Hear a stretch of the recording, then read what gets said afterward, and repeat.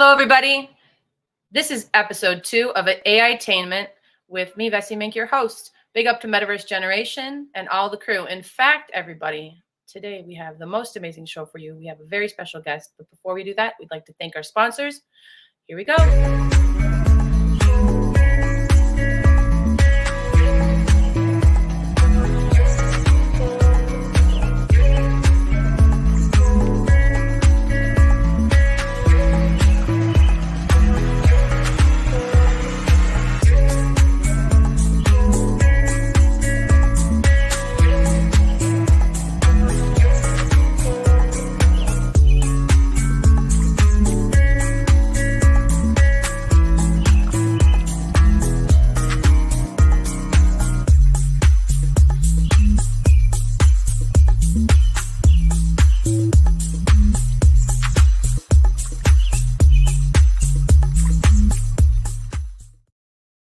Thank you again to all of our sponsors. All right, let's get going.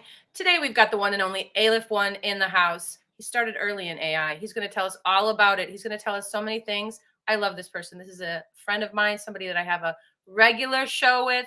You're going to find out everything. Let's bring AlephOne to the stage. Welcome, Aleph. Hey, am I on stage? Yes, you're on stage. I like your profile picture. What does that say? I'm looking. It says AlephOne, Azuki Apes. Oh, wow. Yeah, we'll get into that. You know what I'm looking at though? I'm looking at my name has an A and then like it's got a bunch of boxes. Yes. It says Aleph to me. I can see it. I wonder what's for going on. everyone else, it just has a bunch of boxes. I'm going to fix that for everyone in the audience. Let's see if we can change it in real time. We're doing real time. We're hacking the stream. We're hacking the matrix in real time. For real. Okay, well. There it is. I fixed it. Yay, I win. How did you do that? You're going to have to give us all of your secrets. I just went in and changed the characters of my name while it was live, but kept that weird A. So I love that weird A. In fact, it's a very mysterious name you have. I know that you have actually quite a history of AI already in your life. And do you want to start there, Aleph? Should we start how you even got into this? I mean, you're our second guest for our show AI-TAINMENT, so we should start there. Absolutely. So we'll start with the name Aleph or Aleph, which is the first letter of the Hebrew alphabet. And it means the one or the first or the beginning. Some people say that it also can mean Adam. And so AlephOne to me is a hilarious joke, because if you are the first and your name is the one and you are the first one, then you're just trolling. It's like self-referential trolling yourself. So anyway, I'm AlephOne. I'm the one first one. Yes. I mean, Keanu has nothing on you. Keanu's like, exactly. Yes, he can see us. So yeah, I have a long history in AI. I've been doing AI since before it was called artificial intelligence, back when it was called an expert system, or I mean, it's been known by a lot of names over the years. Big data sometimes, back about 20 years ago, they would call it data analytics or big data, or for a while there, it started being called machine learning and all of these different things. But we now know it as AI or artificial intelligence. And I've been doing artificial intelligence work since, let's see, probably 1999. That's how old I am. So Wow. I was in my 20s, and probably 1999 was the first time I did any artificial intelligence work. Again, it wasn't called artificial intelligence back then. But the work that I did back then was, you probably know this, and we've talked about it a little bit on our other show, FOMO. I have a background in what would be considered ethical hacking. And so I started a company that it was one of the first companies that did network security. And so imagine intrusion detection, intrusion prevention, dynamic firewall reconfiguration, network vulnerability assessment, network scanning, giving you all of the problems on your network. And one of the things that was really interesting about it back then is there weren't a lot of systems that could do high-speed packet capturing or capture packets, network TCP/IP packets at a high rate of speed, and do anything with them. And you couldn't really do traditional systems, because a traditional system, you could imagine Like, let's say you have 10,000 packets per second on a large network. Well, a traditional system, could you imagine like the code required to go through and like disassemble every packet, look inside of it, see if there's an attack, reassemble the packet, all of I that can't stuff? I can't understand any of it. I'll just be straight up with you. I know how to write songs. So please continue. No, I kind of understand. I mean, since hanging around you and Lucas, I've kind of can understand a little bit more. I'm not going to lie. Well, the short version of that story is that we had to come up with a different way to manage the network to be able to see 10,000 or more packets per second. And networks were going from 100 megabit to gigabit speeds at that time, and then they were doing full duplex gigabit, so gigabit on each direction, and just getting faster. Right, networks were getting a lot faster. And so how do you look at data really quickly and make a decision really quickly? And traditional systems didn't work. You couldn't go out and say, well, I'm going to write this system in C or C++ or whatever shit language was around at the time. You couldn't write, a system that would disassemble packets, look at the contents, determine whether or not there was a hacker, it was an intrusion, there was some kind of attack on the network, whatever. And so I think probably that was the first time I thought, well, there's got to be a better way to do this. Is there a way to map like the shape of what an attack looks like? And then if you can map the shape of an attack, you're not having to look at like every single aspect of this entire thing. You could just look at it kind of globally or holistically and then make a determination very quickly. And does it have these markers that say, well, this is an attack or this isn't an attack, this could be or this wouldn't be? And so if you could do that, you could be a lot faster. In the same way that when, our brains, Vessy, when you look at something, we're really good at identifying whether something is a chair or an airplane or a dog or a couch. We can do that with very like rough around the edges information, Right. right? And so, yeah, in the late 90s, like 1999 to 2000, we built one of the first, I guess, what would be now today considered a recurrent neural network. But Wow. yeah, one of the first neural networks. Whew. Okay, so when you say neural network, I think of one person only because, neural networks, and you probably know who I'm thinking of. But big up to the chief of X, I suppose. At this point, did you ever have a chance to meet the man in armor? Oh yeah, we met multiple times. I was living in San Francisco for almost 20 years, 30 years. Wow. We met a bunch back before it was even PayPal, right? When it was like Zip2 and all that nonsense going around. Actually, there's a funny story. When I started the network security company that I'm talking about, I was the founder, and I was like this young, brash, know-it-all, very autistic, didn't understand why people didn't like me, because I was constantly telling people like, well, you should be ashamed of this function. Like, did you write this while you were high? And I was like, I don't know why Good for people don't you, like Aleph. me. Good for you. And a shout out to all the listeners. We do have a bunch of listeners out there. Definitely, hello. You're called. They said your name means golden god, and they've got a lot here. They love this philosophy. Says 34. It's very cortical superior to LLMs in many ways. Okay, very cool, everybody. Let us know where you're coming from. Give a shout out for your city, and back to you, Aleph. I'm listening. Yeah, so when I was in San Francisco, we started out in the East Bay in Emeryville, which is it's this south of Berkeley. And my buddy David Worthen had started a company at the time called Ask Jeeves, and they had just gone public. And we were in this tiny little, like, Emeryville was filled with warehouses, and we were in this tiny little warehouse, and we were like, man, we really got to expand. We've got to go somewhere else. And so we were like, let's move into San Francisco proper.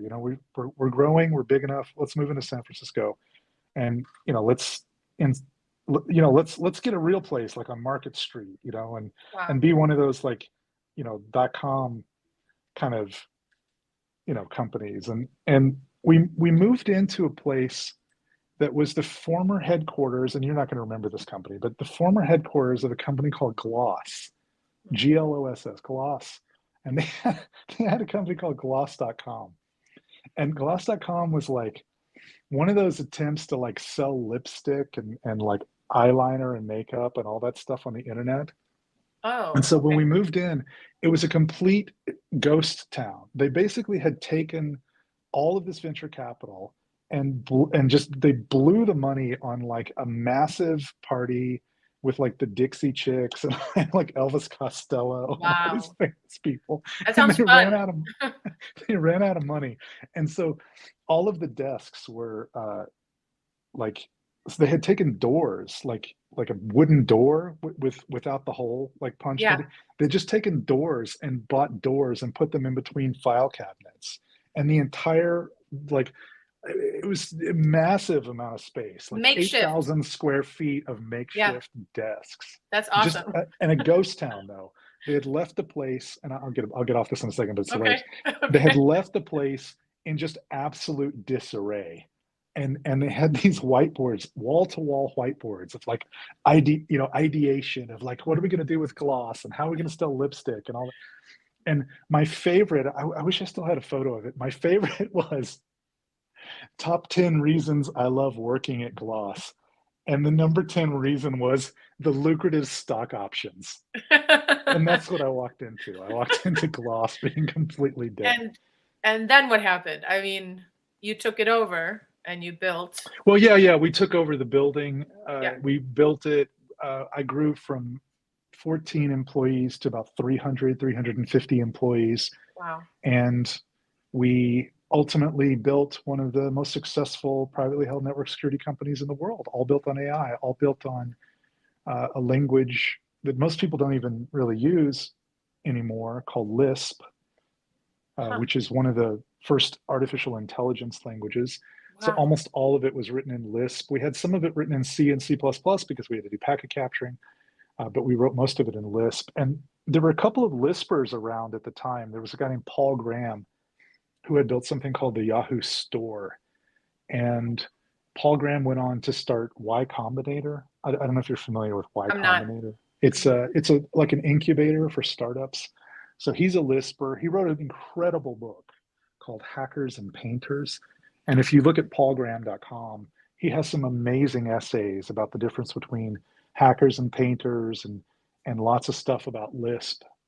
And so I've been kind of a Lisper, somebody who writes Lisp code all my whole life. There's if we fast forward in time, Vessy, there's a really hilarious connection with Lisp, which is the Chia, Okay. the language, the L1 blockchain Chia. Yeah. Chia, the language inside of Chia. So the language inside of Ethereum is called Solidity. Hmm. Solidity is basically JavaScript for dummies. Okay. It's like if JavaScript were terrible, it would be called Solidity. That's what Ethereum runs on. But Okay. Chia has a language called Chia Lisp. All right. And so it's wild to me that the guys who created BitTorrent and who are now creating Chia chose Lisp as their lingua franca for the underlying architecture of how they move things around on the blockchain. So there's your little connection there between me, you, Wow. Lucas, Chia. Head It all blown. connects. I'm blown. I mean, there needs to be a movie made about you, obviously. And we do have co-founder and producer BK Han in the studio. So whenever Mr. Han's ready to come up and ask you questions, yes, let's dive into it. Aleph, how did you decide that you wanted to be a coder, that you wanted to go into the technical aspects of everything, basically, that you've uncovered since I don't even know when you began as a child? If we could just have a little bit of a peek in, what was it like to be AlephOne, little guy? What was it like? So I grew up in a house with people who I guess today would be considered gypsies. Although my father was in the military, we moved around a lot, and we used to move every 3 or 4 months. And so as a kid, I moved from the time I was adopted. So the time I was adopted until I was about 15 or so, 16, and moved out. Mhm. We moved probably 30 times. And so I was constantly at a new school, constantly with a bunch of new people. But there was somebody who was a static person in my life, which is my grandmother. Hmm. And my parents, who are both dead now, I can tell you, they like, what is the old joke? They put the fun in dysfunctional. Yeah, Like, that's it. like, my father drank way too much and was a, military guy, and like one of those people that was like a product of the environment, right? And Mhm. so like spare the rod, spoil the child was his Right. kind of motto. And then my mother was like very, very concerned about what everyone in the neighborhood thought of us. And I remember even at 11 or 12 going, what the fuck do you care? We're going to be here for 3 months. Right. Right. so, Right. but my grandmother, kind of a staple in my life whenever my parents would just go kind of off the deep end, I would stay with my grandmother. My grandmother bought me a skateboard when I was young, very young. Hmm. And I started to skate. And you can imagine moving around a lot. It was really cool to be around a bunch of people who were Yeah. skaters and to kind of get to know that culture. And if you don't know anything about skate culture, skaters are like skaters are a lot like hackers. Yeah. They're a Like everybody crew. has a Yeah. yeah, everybody has a nickname. They're kind of ride or die. If somebody, messes with you, they'll stand up for. They're really cool. It's a Yeah. cool group of people to be in. So I kind of just immediately glommed on to whatever skater culture. Like I was in San Diego for a while when the guys, the Bones Brigade, were around. Wow. And so, yeah, I was the first person other than Mike McGill to do a McTwist. What's it called? A Mick twist? McTwist, yeah. Mike McGill did a thing called a McTwist, and it's a half pipe. I was a half pipe skater mostly, but I did street skate. I want Um, footage. Could you please send me some footage? Because I'll, I'm gonna I'll need try some and footage. find some. I want I'll to make try and some find some. promos. I want It to was make a some million promos. years ago. I'm not sure they had cameras back then. I mean, we used to, They had um, cameras back then. not, remember, I was poor. None of my friends had a camera. We were all Yeah, broke as shit. We couldn't we afford didn't a camera. either. We So, didn't either. um, but I'm sure there's footage. So anyway, a McTwist is you drop. So you're on a half pipe. You go up on the half pipe and you do a 360-degree, um, and you 360 degrees one way and 180 degrees the other way. So basically, you go up facing the half pipe, do 360-degree rotation one way and 180 the other, and you end up Wow. coming back down facing away from the half pipe. Okay. How do you even practice? Well, how do you even? You fall down a lot. And Right. I so mean, I was an amateur sponsored skater back in the day. Santa Cruz operations, motherfuckers. And so anyway, I was coming down one time, and these were half pipes that were built out of plywood and PVC pipe, and somebody had nailed the PVC pipe to the half pipe incorrectly, and so oh no. it's like with every single time that we were up there, like hitting our trucks on the PVC and just railing against it, it would come out a little bit. So anyway, the PVC pipe came out about 4 or 5, 6 inches. And so as I came down out of my fully extended McTwist, the rear trucks of my skateboard caught the back of the PVC pipe, and I did like a 9-foot vertical drop straight onto my knees. Oh my God. Um, and so I had a compound bilateral fracture on one side and a shattered kneecap on the other. And this is an answer to your question, believe it or not. And I and know it so is. I and know. so You have a way of explaining things. I'm listening. Everybody's listening. and so what happened was, obviously, I was laid up for months, and I was really upset. And I was like, "This is fucking bullshit. I can't skate anymore. My life is over. This is stupid. Life is Mhm. stupid. You're stupid. Everyone's Right, right. stupid." And my grandmother had been reading about computers, and she just came home one day and was like, "Well, I mean, I was Oh, staying with her. I was staying with her at yeah. the time. She just came home one day and was like, 'Here's a computer, and like, Amazing. see what you can do with it.'" And Wow. I mean, the rest is kind of history. Like I got really into, I did what everyone else does. I fucking looked at Byte magazine and copy and pasted. Well, you had to type at the time. You couldn't like copy it. I typed in like Hunt the Wumpus, which was like one of the first text-based adventure games for anybody who remembers it. It was like Zork, Okay. but terrible. Whatever you say. This is like all like I'm like, what language is this? And then Eliza, there was Eliza was like the first, like it was a therapist. You can find it online still. Eliza, Really? you like ask it questions. It's Huh. like, "Hi, Eliza," and it's like, "Hello," and it's like, "How are you feeling?" And she's like, "How are you feeling?" And Right. so it was, "I don't So feel well." "Oh, you're sad." It was one of those things. Uh, interesting. So the whole and AI therapist thing, just quickly, because people are talking about kind of like there's a lot of that going on. People have created AIs now that are even in therapist's office with the actual therapist taking notes for the doctor and for the patient. So that's That's really cool. That started way back when. So thank you I so mean, it much. was terrible back then. It was like, you remember those books, the Choose Your Own Adventure Yes, books? I do. I love those. Yeah, so Yeah. that's how it was back then. It was Okay. like, if Vessy say sad, then me say why sad. If Vessy say happy, then me say If Vessy say happy too. 300, if Vessy say 300, what Aleph think?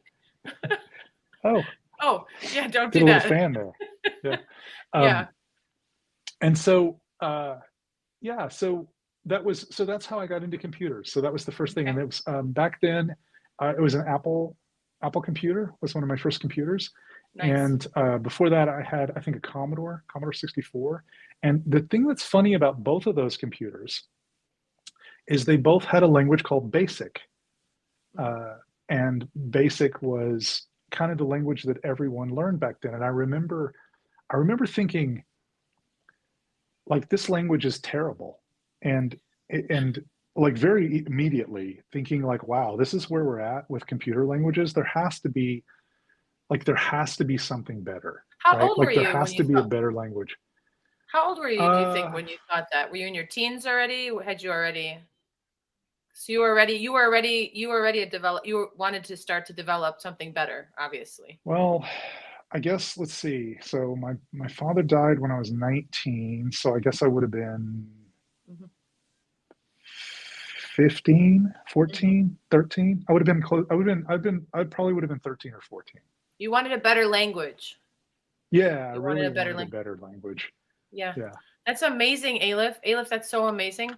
I just want to just also say people are sharing some really wonderful things here in the chat. Thank you everybody for tuning in on X, on LinkedIn, on YouTube, and on Facebook. Thank you so much, Metaverse Generation, Mr. Buchanan, and myself, and the whole team. We thank you. And Aleph, we're so happy that you're here today.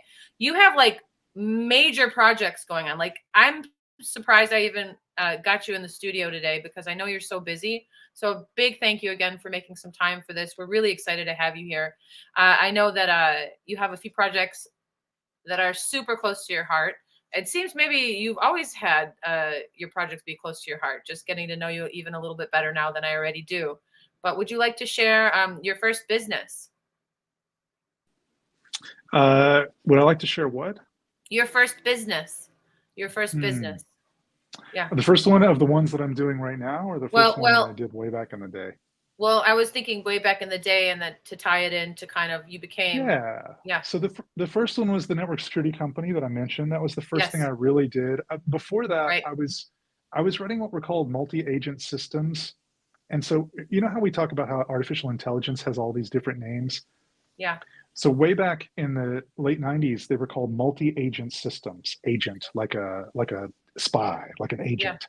And they were called that because multiple agents, multiple of these mhm, computers would work together in harmony mhm, to do something, right?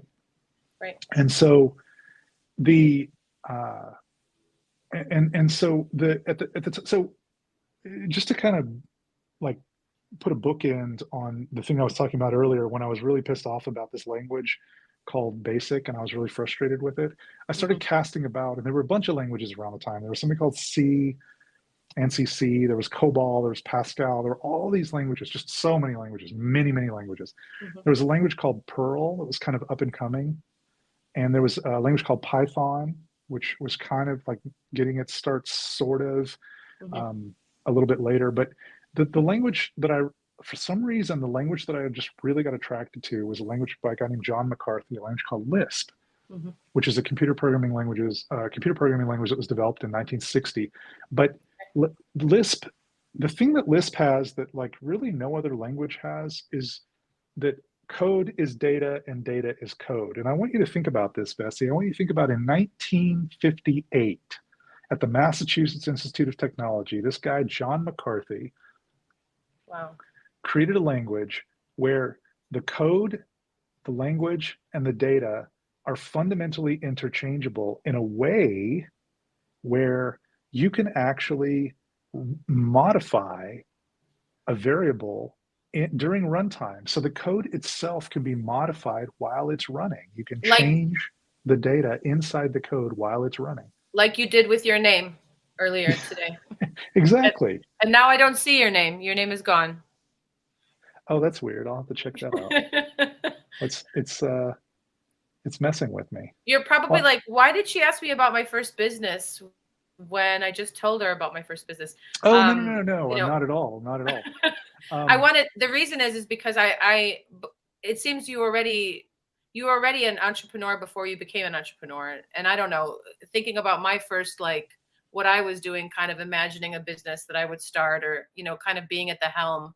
I was thinking of something earlier than your very first, but well, I tried a bunch of stupid shit before that. Like, I mean, seriously, like that was the one that stuck. I mean, I did some, so I talked about multi-agent systems. So Mhm, I did some multi-agent systems work for a company called Ask Jeeves. mhm. And I remember like it was this crazy project where we went out and we bought like $2 million. This is true, $2 million worth of these workstations called Sun Ultra. They were called SunSpark Ultra 2s. And we Okay. ran on them an operating system or an environment called OpenStep. OpenStep was, if you remember, Steve Jobs had a company Yeah. called Next, Next, Mhm. and uh, the operating system was Next Step, and then when he open sourced Next Step, it became OpenStep, and it was available on Sun workstations. Sun, Wow. yeah, and there was a language in that called Objective C, which is basically C with objects, right?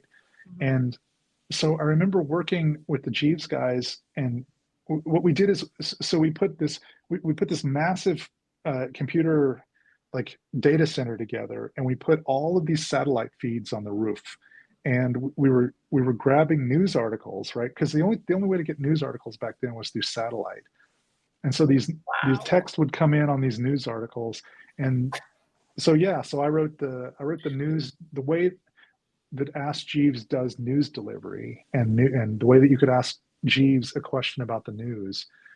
I coded all of that. That was all my baby. I mean, it was a massive, That's massive project. crazy. That's And so that was before crazy. that was before my first company. That was before the See, network I security knew company. there was a reason I was asking. But then when you Yeah. mentioned Lisp again, you mentioned the whole thing. I was like, wait a minute. So, I mean, is there a problem you've never been able to figure out how to solve yet? And also, uh, Oh, I'm terrible at relationships. oh, okay. Like, I mean, just awful. I mean, I It seems try like you're really very hard. busy. It seems like you're very busy. So I try really hard, but I'm just not great. all And right. so So, for anyone who's ever been in a relationship with me in the past, I apologize for being a terrible, terrible well, thank you for person. taking this opportunity to let everybody know. Um, this is a fun interview. Okay, so let's fast forward to what you're doing today. You and I met on X, and I'm so happy that we did. If some of the viewers are aware of the FOMO show, or you haven't heard of it yet, it's a wonderful show that AlephOne and Impossible Lucas run Monday through Friday at 11 Eastern. Actually, 10:30 a.m. is when we begin a little music series just before, and I've loved being part of that. How did the FOMO show? How did you how did you start that? Why did you start that? Well, so I was on a show called The Bored Ape Show, Okay. and I, a long time ago, I used to do a bunch of podcasts back when those were a thing, and we would record a show and then edit the show and then release the show like once a week, and it was super time intensive, and I'm sure you remember those days. And then Yeah. Clubhouse came out, and I was like, holy crap, I could just hit a button and start talking, and like this thing is amazing. Like, fuck Absolutely. podcasts. Like, why would anyone ever Absolutely. spend all that energy doing all these podcasts? Why not just hit the record and go? Live Um, radio. yeah.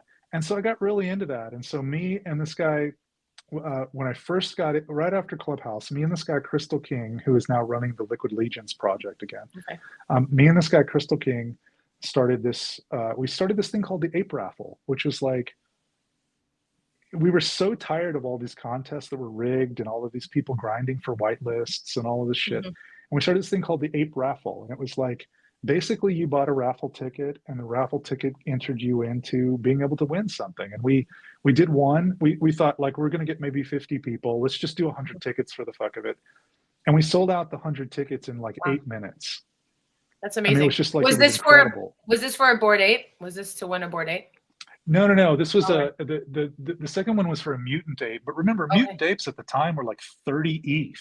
Wow. I didn't know that. So yeah, so we thought, oh, this went really well. So let's do it again. And so we did it again, and we sold out very quickly again. And the second time we had thousands of them. Actually, I see Hero, the guy who's running the Azuki Apes in the crowd. He was part of the Nice. original What's up, ape hero? raffle, and so after that, we were like, wow. So anyway, we gave out like a bunch of apocalyptic apes, a bunch of Grandpa Ape Country Club, a bunch of lazy lions, a Bored Ape Kennel Club. We gave out a mutant ape.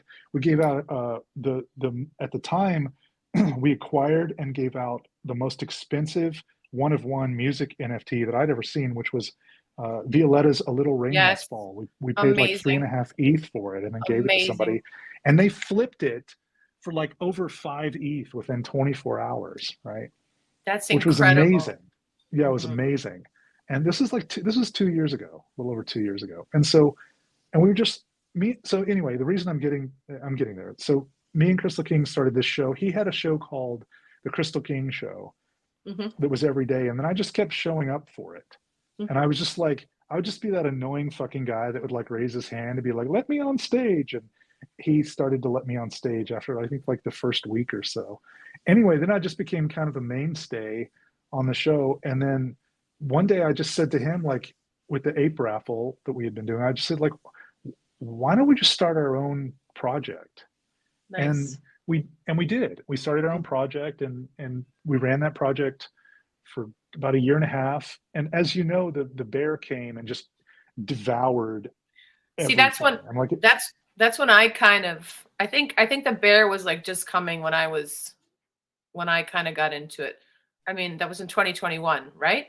That's kind of when it 2022 was really okay. the when the bear. I mean, 2021 it was just you could throw a dart at a dartboard, pick up an NFT, and flip it for like 10x, and just be a complete idiot and not know what you're doing. I wasn't there Um, yet. I was learning how to make NFTs and learning. I yeah, wasn't quite there. So I was like the bridge. I was like right there, but not there. yeah, you came in right at the yeah. So then 2021. 2022 it Yeah. started to fall apart a little bit, and then Mhm. of course FTX collapsed, and so anyway, me and Crystal King did this show, the Ape Liquid show for a very long time, probably Mhm. 18 months or so, even through some of the bear. And that project just kind of came unglued like every other project. Like there was no way, the floor price kept falling. There were way too many NFTs in it. It just couldn't sustain. And it was around that time that the three original founders of the Azuki Apes Mhm. decided that they didn't want to do the Azuki Apes anymore because the Oh. Azuki Apes, it just OpenSea had taken away royalties, and not, nothing was working. The bear was in full swing, and Mhm. so I acquired the Azuki Apes, which was at the time called the Azuki Ape Social Club. I bought the three founders out, and then I Wow. gave the Azuki Ape Social Club to the community, and we renamed it to Azuki Apes. You gave And it to the so, community. There was a little bit of yeah, optimization interference. That's amazing. yeah. And so right now, if you go to Azuki, I'm on the team now. So thank you guys for being cool. And I mean, I think that's really nice. It's one of my favorite projects. The face that I have on right now is an Azuki Ape face, but the team is like Hero, who you've met, Okay. and Mhm. Sharticus and Rusty Dusty. He's on the Mhm. team. Yes. Toodles, Shout out. and Mhm. yeah, yeah. Shout out Ale Hicks, which is pronounced Alex, I think. And then Alt 1976, who does these amazing videos. Um, they're all like the Ape Council. They're the people that are running the Azuki Apes. And a couple of weeks ago, they asked me if I wanted to be on the team, and I was like, I don't have the time, but it's really hard for me not to be on that team because I love that project so much. I love the way that the Azuki Apes look and all. Anyway, so And isn't back there a back to partnership? the but Oh, go ahead. at some point I'll get to the fucking reason that I got on the FOMO show, but um, there's just so much weird, like crazy history there. The Uh, morning FOMO yeah, show. exactly. And so yeah, so we did that show for a while, the Crystal King Ape Liquid show, and then uh, you know, after FTX collapsed, I think you know this, Vessy, I was like in a pretty deep funk Yeah. because all of my capital, the capital for the hedge fund that I ran, I was fully invested in crypto, and FTX took it all down, right? Right. And so I found myself, an old ass man in the first part of 2023, kind of staring down the barrel at like, wow, Mhm. I just the ultimate rug just happened, right? FTX just rugged my entire net worth. And so like, what do I do? And I was despondent like a normal person for a very long time. But then I started thinking, wait a second, like, what are the things that I really love doing? And artificial intelligence obviously is on that list. And I started to believe more in individual sovereignty than I ever had. Um, I started to believe that I didn't trust the financial institutions, and not your keys, not your coins was the way to go. And so I started Right. looking around. I was developing an AI trader, but I was thinking about using like in kind of a black box way. I was going to go out and raise capital and use this AI trader and probably take on venture capital and start a company, right? Mhm. And then I kind of, I just thought, what am I doing? Like, if I go out and raise venture capital, I'm beholden to a bunch of venture capitalists. I have a board of directors. Aren't I basically doing the same shit that just got me rugged? And Right. so I completely like pivoted. I did a full 180 and said, instead of that, I'm part of this project called, I was the developer of the token, the 300. Mhm. And, I own some what are now Liquid Legions, and I'm like a big fan of Azuki Apes. And why don't I just take all these things that I love and figure out a way we can all work together? The Azuki Apes motto is ape together.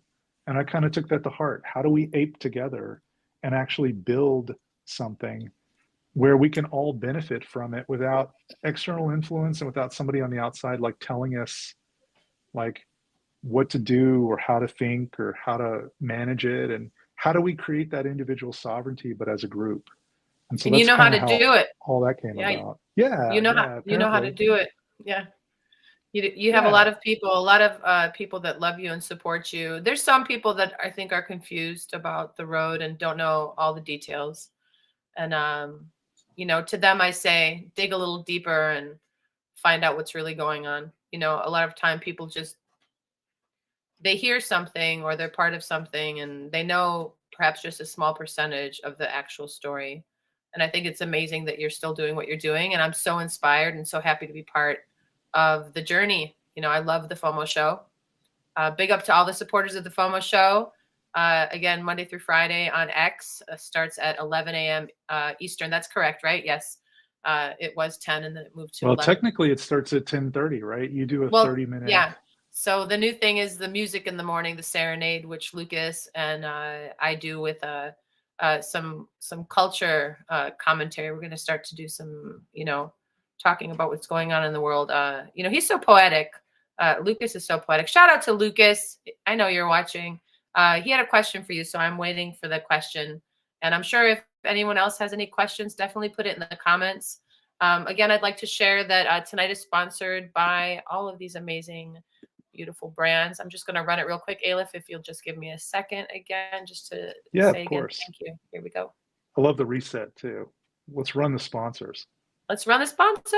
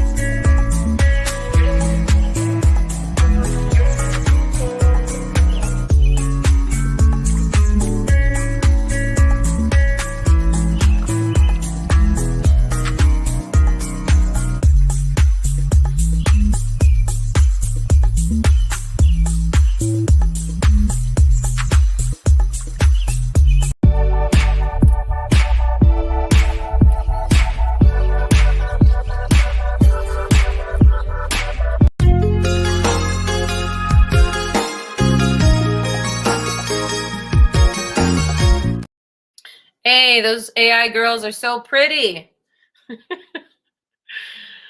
Are you there? I'm here. Yeah, I'm here. So yeah, you were asking a question about the FOMO and how I kind of found Lucas and all that.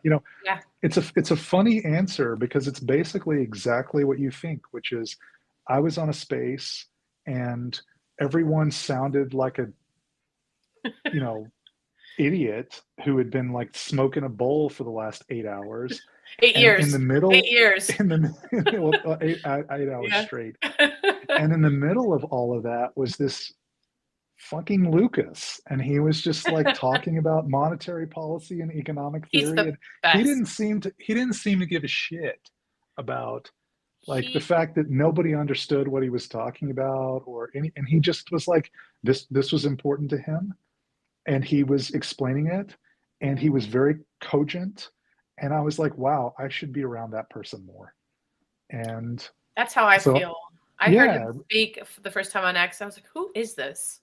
I they're so Lucas is just he's got his eye on the needle. He knows what's going on, and he has like multiple perspectives that make themselves available to him for any conversation that one might throw at him. He just knows his stuff, you know. And absolutely. you guys, I love the rapport that you have with each other.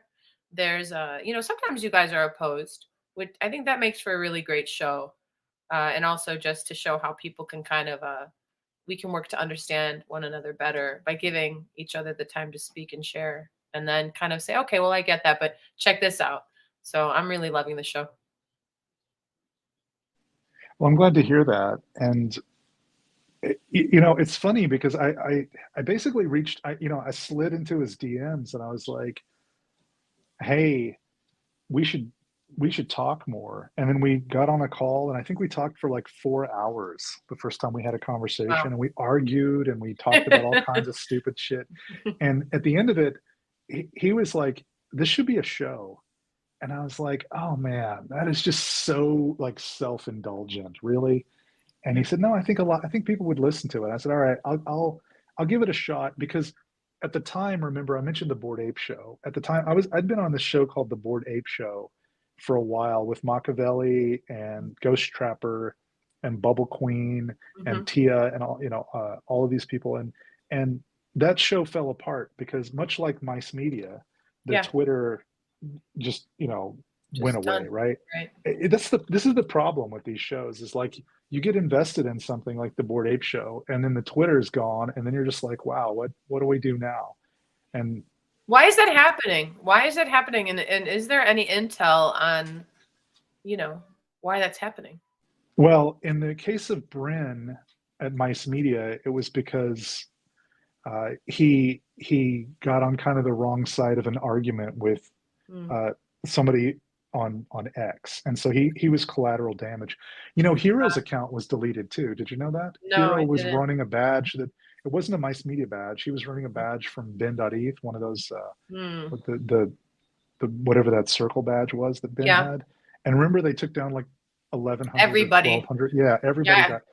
Yeah, so Bryn kind of got collateral damage on that. And the way that the FOMO show kind of came about with Lucas too. Remember, Bryn was hosting it, or Mice Media Hmm. was hosting it, and then Lucas said, "Hey, you should host this." Now that the Mice Media is gone, and I said, like, no, I'm not interested in like being the host of a show. And he Right. said, okay, fine, I'll host it. And I said, I would love Nice. that. And so, yeah, that's kind of how that happened. And we're not getting rugged. No, we're not I'm getting putting my rugged. foot down. We're not getting rugged, Aleph. Well, Uh, if the thing is that we've learned, so the difference is, so in the case of the Bored Ape Show, when the Bored Ape Show went away, what happened was like the person running it just didn't like try anymore. They just gave up.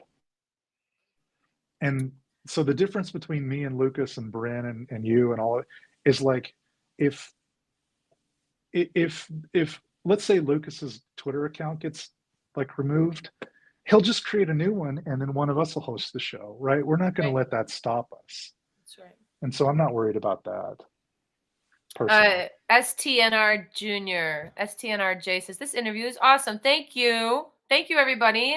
All your beautiful comments, sweethearts all over the world here. We appreciate you so much.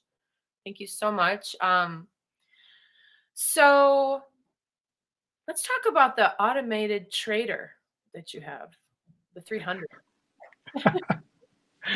Uh, Yeah. yeah. So, When I heard that, I was, uh, is this legal? yeah.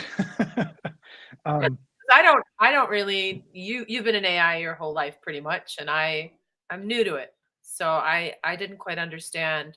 And I think that the audience would love to hear about the 300, which if I could just introduce it as an amazing utility for anyone and anybody who would like to learn how to have self sovereignty. How did I do, Aleph? Did I do okay?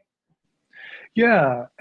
I mean, so this goes back to what I was saying earlier, which is, is exactly the point, right? Which is Yeah. like that I I had something that I've been building for about 7 months, and I was trying to figure out, okay, how do I want to surface this? And I fell in love with this crew at this token called the 300, and of course, Azuki Apes. I love those guys. And I was like, why am I trying to go out and raise capital and do all these other things Hmm. when I have this group of people who actually support and believe in what we're talking about? When I say not your keys, not your coins, when I say individual sovereignty, when I say not be beholden to traditional financial institutions, there's a whole group of people that already believe that. Now, this is a group of people who frankly got their ass kicked, though, because if you know anything about the 300, it was originally founded by not me. I was the developer. And Oh, I don't know him. Who's not me? Ape Moon was Right. just an alpha caller. He was Okay. just a guy. And so What's an I alpha got, caller? There's people out there who are probably like, what are they oh, an talking about? alpha caller is Yeah, what's someone it? who calls shit coins. Okay. Like somebody What's who's a like, shitcoin? What's a a shitcoin? shit coin is a cryptocurrency like Pepe or Okay. a 2001 used Honda Civic or any of these coins that people call Doge might sometimes be considered a shitcoin, but Okay. there are all these So, coins that people buy and they try and buy them before they, go up a lot in value. They're just right. often they don't have any utility. Often they're just a meme, right? And so the 300 at the time was just a shitty meme coin. Mhm. I was the developer and I got paid one 300 token. There are only 300 tokens. So I got paid Okay. one 300 token to be the developer. Ape Moon got paid one 300 token to be the alpha caller. We called this coin. And like the original founders were like, they would get on stage and they would scream like, this is crypto. And like, really, they made it like a, this is Sparta. It was just a shitty meme, right? It was just like a meme coin. But Yeah. I think because I was so vocal about the way that the coin worked, and I got to know the crew so Yeah. well. I was like, okay, what do we do? And then the founders just rugged the coin, man. I mean, like sold it and left, right? So totally fine. So Like this hold on a happens to minute. all Wait, this wait. happens to all kinds of coins. So the coin The, was done. The coin was done. Finito. Then what oh, it happened? was done. The market Okay. cap was under $10,000. Oh, somebody says Vitalik is a shitcoin. Oh, Buterin would not like that. Somebody put Vitalik. What's a shit coin? Somebody said Vitalik is a shitcoin. Oh, Somebody Vitalik. said Yeah, Vitalik. Yeah, that's funny. not nice. Not nice. Um, but maybe you guys are used to giving each other a lot of, you know, kind of like you've been boxing. Seems like this space is a very much a like, like how many hits can you take? Oh yeah, for sure. There's a Yeah. lot of that going on. And actually, uh, one of the things that I think people really look for here, because the crypto space, especially NFTs and coins, this is a space where there are a lot of people making promises for Yeah. the roadmap, and there are a lot of people who don't deliver on those promises. And so people have kind of gotten their ass kicked by like getting into a coin, like even Hmm. SafeMoon. I don't know if you've heard of that. That was a I, really big deal coin, and that turned out to be just like an absolute like disaster. mm. Or I mean, and you can name probably 1,000 coins that were like they were worth millions and millions and millions of dollars, and then the founders just like basically took the money and walked away. And So this idea of exit liquidity is yep. there's team mentality. They buy in and then they leave, and then everybody else buys in. and Yeah, there's they're that, left of there. Yeah. course. Yeah, Yeah. there's also like a lot of founders will like launch a coin and then run it up to a bunch of money and then dunk on all of the people that hold it and then go launch another coin and then run it up and then dunk on people and So then go launch another coin. how is 300 different? 300 is not a coin. 300 is Well, it's a token, but okay. it's more like, so instead of a meme coin, which is Right. like a meme coin is just like, hey, there's this funny joke behind it, right? Mhm. It's Like Dogecoin. yeah, it's Vitalik Buterin's cat. It's Kanye's dog. Right. It's like just some, it's a used car. It's a 2001 Honda, It's instead of just something that doesn't have any real value long Hmm. term other than just like it's clever. Yeah. Um, this is a utility token. So one of the things that we did when me and Ape Moon took it over, the first thing we did is we rewrote the contract completely from scratch, and we made everyone on the new one, so everyone on the old coin claim the new token. So we changed the name. It used to be called the 300. We changed it to THND. And you might think, well, that's a stupid thing to do, but let me tell you why we did it. Yeah. Okay. If you put $ the 300 on Twitter, it doesn't highlight it Okay. because there are numbers in it. And so Right. cash tags don't highlight on Twitter if you have a number. And so we changed it to THND for two reasons. One, it sounds like thunder, so you can be Yes. thunderstruck. Yes. And we have a And I lightning am. logo. I'm thunderstruck. I am. I'm not gonna lie. And then we also changed it to where it would be 4 characters. And if you put a $ in front of it, it would show up as a cash tag. So you could actually, oh, I don't know, search for it on Twitter. Yeah. Why would you want to do that? Yeah. It's crazy, Right. crazy. Um, yeah, and we did it, like I said, so that we could bring in the community, right? Everybody who wanted to like come along for this crazy ride with us could. And so the second thing we did was we announced on November 3rd, and if it's funny, if you go back and look at the chart, I'm going to go look at the chart right now, but it's Okay. just wild. If you go back and look at the chart is hilarious because it's like absolutely flatlined when we relaunched it. It's just like flat, flat, flat, flat, flat. And then on November 3rd, we announced that we were taking over the project and it started climbing, right? And it shot up quite a bit. And it's only at $14,000 a coin right now. You're saying Uh, only. yeah. Some people might But be like, "What? 14,000?" So, well, when but we took it over, it was $30 a coin. oh my gosh. And only 300 of them.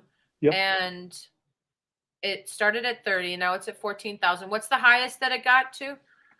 It looks like 30, What?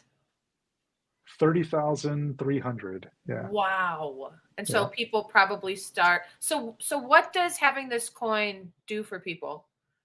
It's an auto trader, but Well, yeah. So the coin, it does a couple of things. One is that you're holding, like holding a Bored Ape or anything else. You're actually holding something with inherent value, okay. right?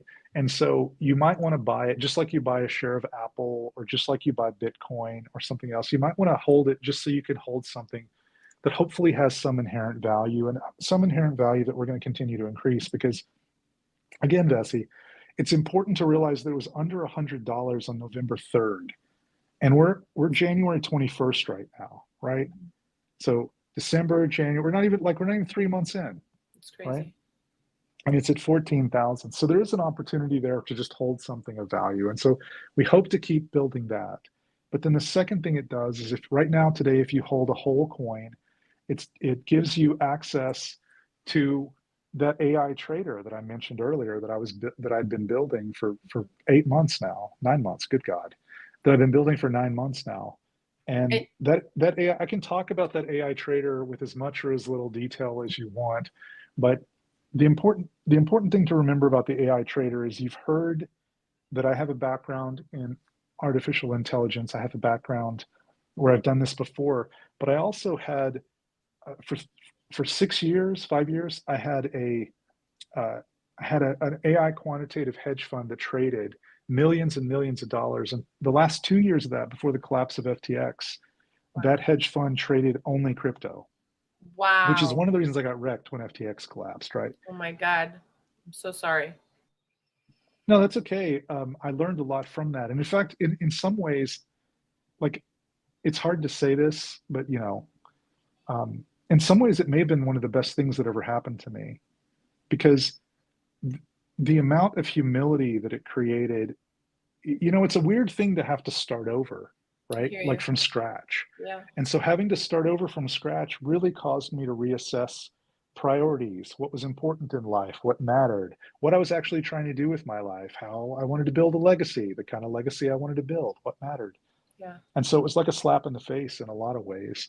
Um, And would you be okay if we bring up BK for one question, if I might, just our sure, of course. co-founder real quick here? And we're getting close to the end of the show. I could like talk to you like 24 hours straight. Just wanted to say that. Hi, BK, Hi. welcome. Hello. Hi. I hope I'm not interrupting the 24-hour things. You had a question for Aleph.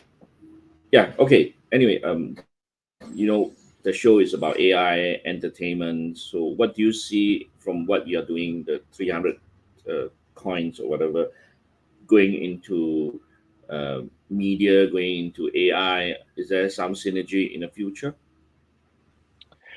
I don't see any real synergy going into media or entertainment, but the 300 coin does right now today and has for the last 35 days. It trades automatically. And when I say automatically, I actually mean that. So you turn it on, give it some Ethereum, and it trades ERC20 tokens automatically. You don't have to touch it. In fact, touching it is bad. You should not touch it. You should let the AI do its thing. And like Wu-Tang, you should not fuck with it. And so So that there's works today. some kind of AI inbuilt into the tokens. Yeah, so there's not AI built into the tokens. The tokens themselves simply give you access to the backend AI trader. It's like a token gate. So in the same way that if you held a Bored Ape, you could get access to Ape Fest. It's just a token. The 300 token just token gates you access into the AI. And I see. right now that token gated access is one full coin, which is about $14,000. But you don't even have 300 left. I remember you saying, because it like, what does it do? It Every single time you buy, sell, or trade one, it burns 3% of what you That's buy, sell, or crazy. trade. Yeah.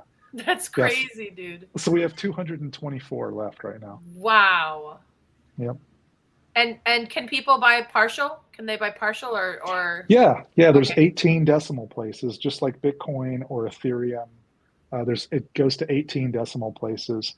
And one of the things that we're doing starting February 5th is we're allowing you to get into the trader with fees, right? So right now, if you have a whole coin, you don't have to pay any fees. But starting February 5th, you'll be able to get into it. Instead of a whole coin, you can buy 0.025 of a coin, which I'm going on to Uniswap while we're having this conversation once it comes up, and I'll tell you exactly how much that is. I think it's like $400 and something. But wait. 0.25 of 14,000. 0.025. 0.025. 0.025. Yep. 0.025. So Oh, okay. yeah, it's like $350 right now, or 0.14 Ethereum. So what does that give a person? You have access, but you have to, what Yeah, fees you do would. you have to pay? Yeah, on February 5th, you'll have full access to the exact trader that everyone uses for free Okay. or with no fees. And the only difference is that you'll pay 2.5% on your transactions, and 25% of your gains will go back to the project. Wow. Now, what makes it cool though, Vessy, is that the 2.5% of your transactions and the 25% of your gains, most of that goes back to people who own a whole coin. Most of it does not go back to the project. A very, very, very tiny amount of it goes back to the project. Almost all of it goes back into people And so who hold a whole coin. you could ultimately, if everybody's buying and selling, and if people are doing so well, you might end up with only one coin left.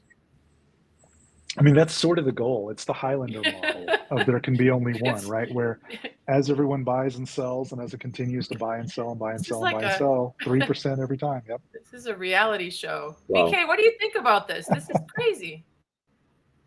Well, I think is really innovative.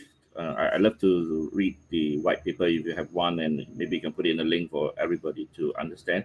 I think what you're doing is putting the trading part into automations where you own it and you do not have to matter with it and just let it go by itself. And I'm not sure about the profit thing or again the monetization part, but I think the automations and the whole process give another new way of looking at crypto, right? Yeah, absolutely. And Vessy, you talked about the Azuki apes earlier. Yeah. One of the things that we did when I became part of the Azuki Apes project is we made the Azuki Apes one of the ways that you can get into using the trader as well. And so if you hold 10 Azuki Apes, you can also use the AI trader. So there's like there's 2 ways today. On February 5th, there'll be 3 ways, right? Hold a whole coin, hold 10 Azuki Apes, or on February 5th, 0.0, so 0.025. Do you know what? Yep. Do you know what song just popped into my head? 50 Ways to Leave Your Lover. But like, because when you went, you could do it this way, you could do this, you could do. Oh yeah, yeah. Well, for me, it was 88 lines about 44 women. Oh goodness! Oh goodness! By nails. Okay, we're gonna have to by nails. We're gonna have to have you back, and I don't know. I think that this is probably one of the funnest interviews. BK, Aleph's amazing, isn't he? BK's probably like reading into you right really. now. He's we should have him back more. Yeah, it would be great. Would love that. And so before we close out today, I just want to say we should have him back and share more. Yeah. It'd be great too if you could post a link in the comments, the link of links. And where should people find you? Where's the best place to get in touch with you? I know you're so busy. So the one thing I will say, and this is not because I'm a rude jerk, but it's a matter of prioritization, is I do not read my direct messages. Okay. And I apologize for that in advance, but if you send me a direct message, it will go somewhere into the ether. I will almost certainly not see it. It's way better to tag me on Twitter, or if I'm going to drop the link to the 300 project. Okay, perfect. If you pop into the Telegram, we're extremely transparent in the Telegram. Vessy, you've been in there. You see people asking all kinds of questions. I have. I'm kind of a little bit lost. I'm new at this. I would love Telegram to too, learn. Vessy. Yeah. Seriously, the Telegram is fucking possible to keep up with. There's so many people in there. 770 members, and they just like, I go to sleep and I sleep for 4 hours and I wake up and there's like 1,500 messages. So here's what we did though, Vessy, for me and for everyone else. We created something Ape Moon put together using an AI. He put together something where you type /summarize in the Telegram, and it summarizes the chat since you last saw it. Amazing. So you can get a summary. There's no way to keep up with it otherwise. Insane.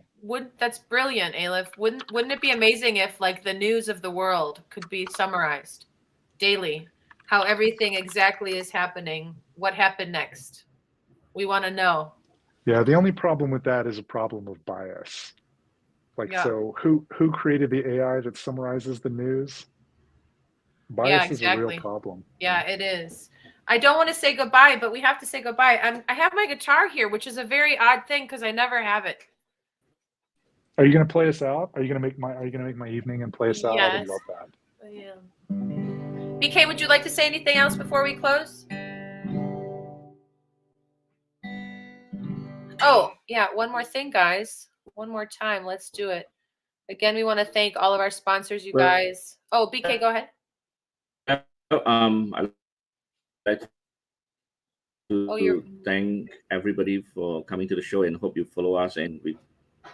Yes. Thank you so much, everybody. Thank you.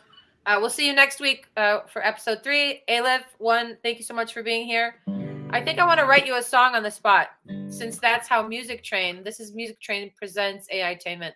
So I'm going to need 3 words, AlephOne. Ooh. Actually, give me 2, and then BK will give me 1. Well, we have to have the word crypto in there. Okay. Can we do crypto, and can we do Azuki? Yep. Azuki. Okay. Azuki and crypto. Yep. And BK, what is your word, please? And we'll have AI.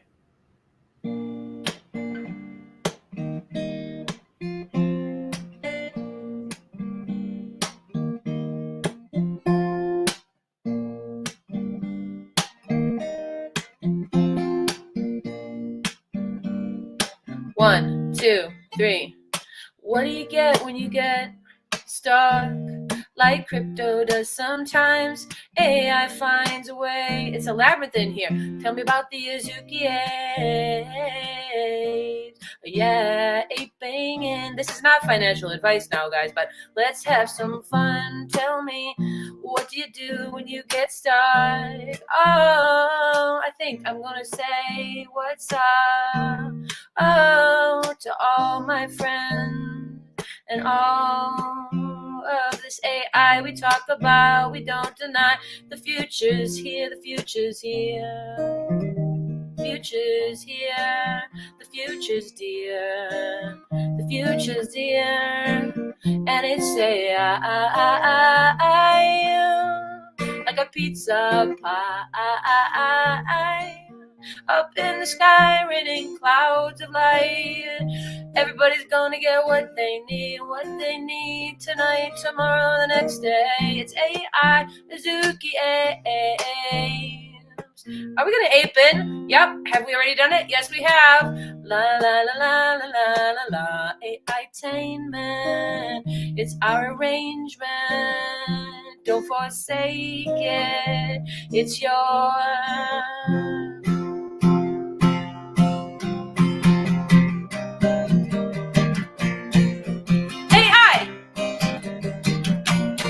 Azuki apes. Crypto says yeah.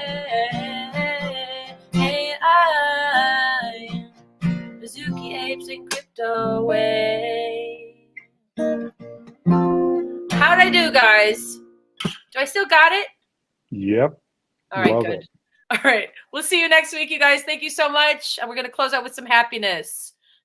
You guys take care of yourselves, take care of each other, and don't forget to live for the day, live for the moment. And remember how lucky you are. I feel so lucky to be with you guys. Thank you, Aleph. Thank you, BK. Bye.